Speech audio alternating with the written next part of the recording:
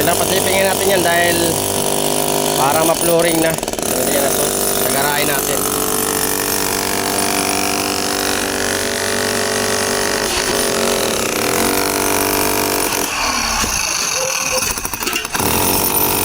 Tatanggalin natin itong area na to. Para islo papunta doon.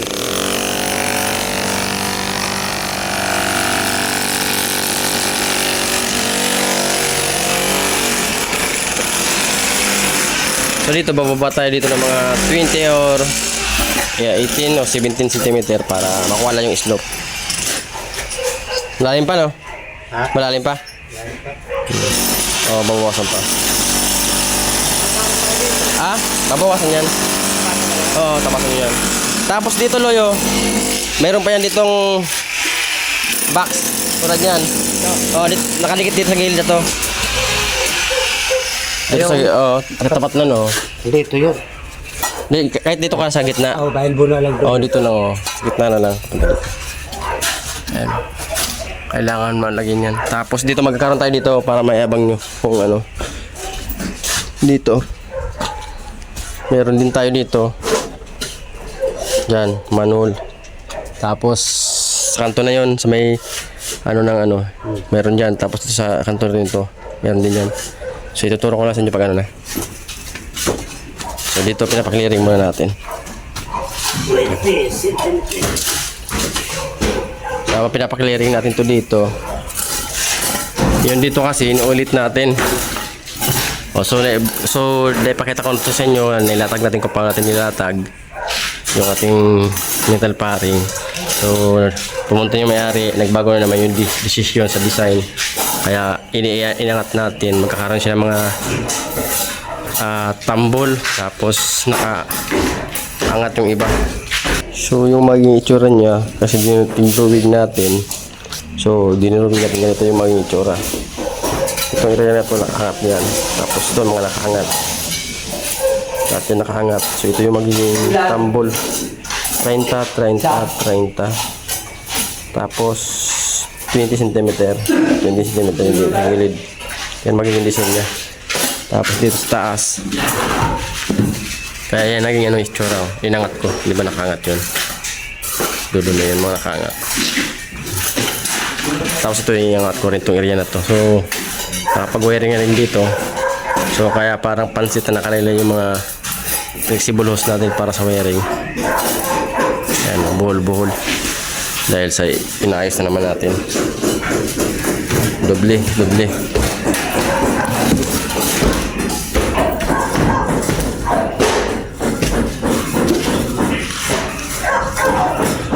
So dito ito na rin yung nagawa natin yan. Ito okay na to. So na-aproban na yan. So ito naman area na to. Ito yung re-repairin pa natin. Iangat pa yan, magkakaroon pa yan ng tambol. Yan, may tambol pa yan. Tapos dito, ayan, ni-repair naman. Nagkaroon na rin dito ng tambol. Yan, nagkaroon tambol dyan, paikot. Yan. So bala yung nakaangat niya, 12 cm yung nakaangat para sa pinaka-tambol niya, sa 30 cm. So dito wala pa. Dito mayroon tayo dito ng shadow. Ayan yung shadow natin. Yan. Pero dito walang tambol, may shadow na lang. Yan ang gagawin dito. So yun lang. Yun lang ang trabaho lang ngayon dito. So tapos tiles tayo. Tapos yung tiles, ayan, clearing na. Kaya pinapaklearing na natin.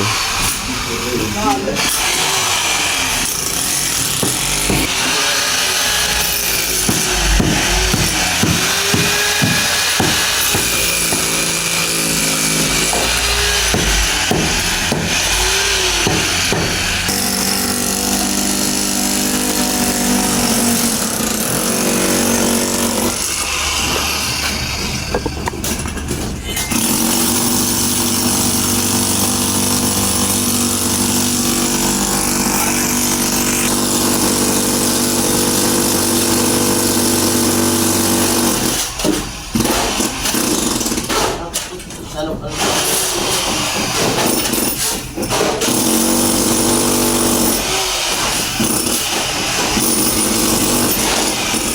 napatong, pag napapanyo.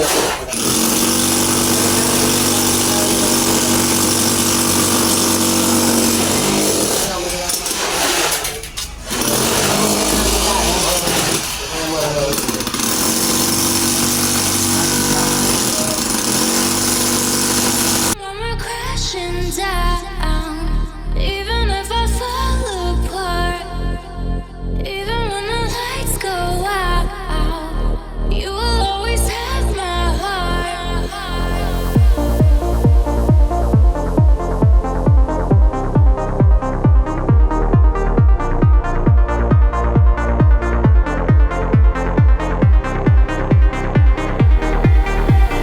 Even when we're crashing down, even if I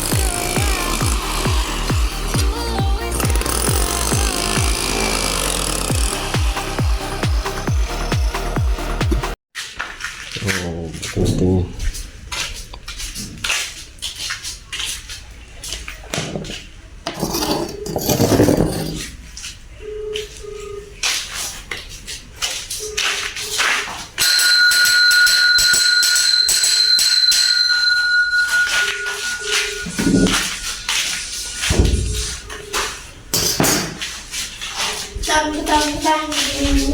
tingin.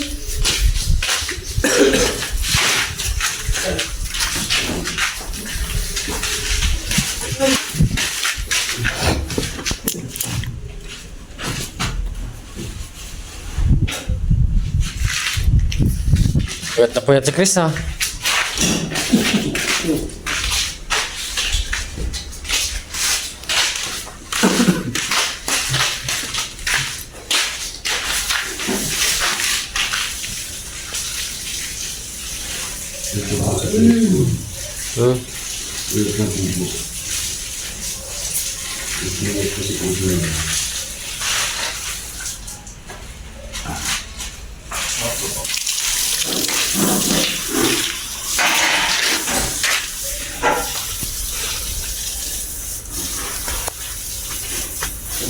Ito na yung flooring.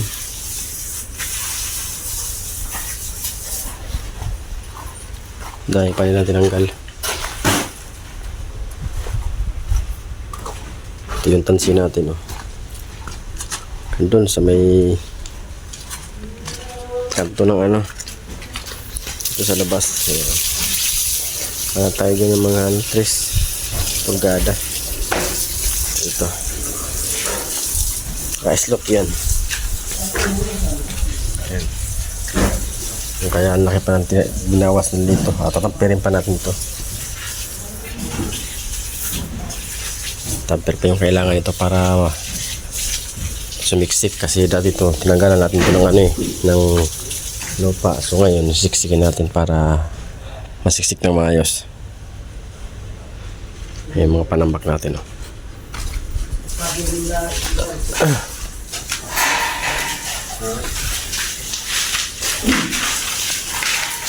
Charger ta. Charge mo na ako. Ha? Ubusin natin. Ha? Marami ng ano na yun. Hanggang sa likod niya. Kaso yun, no? Ano ba? Itong bilis tayo? Oo. Ubusin na lang ito. No? Ha? Oo, busin mo lang yan. Oo. Kasi marami ng hanggang sa... Oh, sige. Kasi lang doon sa likod yan. Oo. Sige. Ito tayo.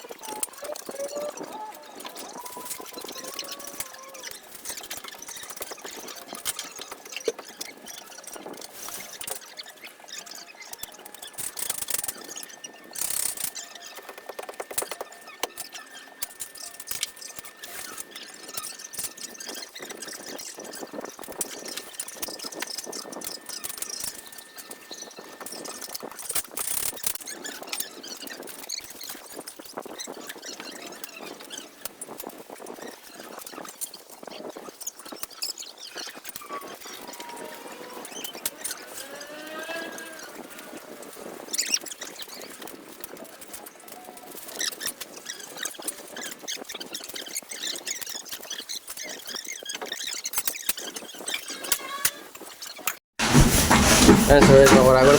Bali, hindi tayo nakapagbuhos. Dahil may bilang pa tayo dito ano, lumi ng wire, sa main wire natin. Ayan. Yung linya. Dali ng lupa yung pinahin yung natin. Sa main. Ito. Tapos tayo naman dito. So, alasing na tayo eh. So, dito yung ginawa natin yung ni-repair. Kakaroon tayo ng tampol dyan. Tampol din dito. So, repair natin, tapos yung iangat natin yung dulo na yun. Yung dito. Kaya niangat natin niya. So, yan, alasing ko na.